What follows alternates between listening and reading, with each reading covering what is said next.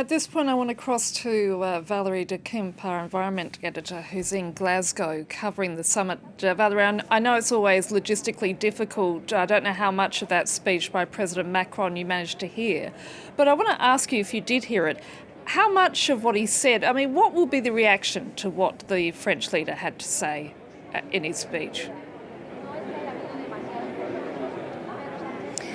Well, certainly a lot of people at home in France will not necessarily agree with the assessment that France and Emmanuel Macron is a climate leader. And certainly Emmanuel Macron has tried to position himself and the country as a climate leader. Not everyone will agree with that. And I think, one thing that we know, for example, is that France has, a court in France has found the French state guilty of not doing enough to honor its climate commitments. France is also set to pay a huge fine for exceeding its pollution limit. So certainly at home, France is being seen more as a climate laggard than as a climate leader. But what's interesting, though, is that the French delegation here has been saying that France wants to position itself as a facilitator during COP26. And we heard a bit of that in Emmanuel Macron's speech, I think.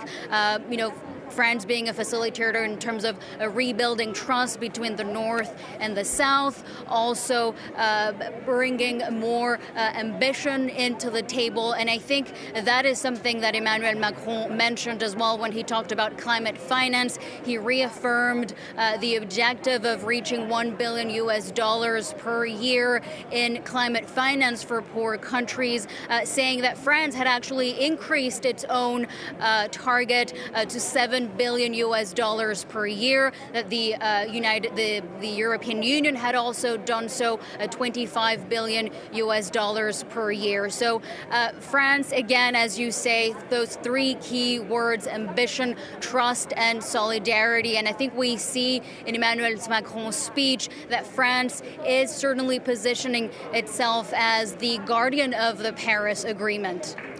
Now, of course, the other speaker we just heard from a few minutes back was the US President Joe Biden. Valerie, as environment editor, what would you say, or rather, how do you think his speech went down with those attending the summit?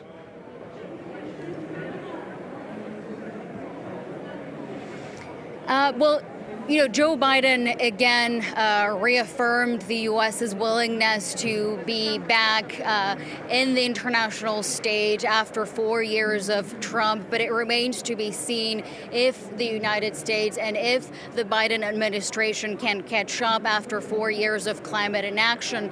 And he reaffirmed several things: the objective by the United States to reduce CO2 emissions by 50% by 2030, and that he said that technology, that innovation will allow the United States to go in that direction. He also mentioned the Build Back Better plan and how this is going to be the biggest investment in order to combat climate change and the worst effects of climate change. But again, I think that not everyone here in Glasgow feels that the United States are completely back and that they will do their part in that respect. Valerie Dekimpe reporting there from the COP26 summit in Glasgow. Thank you.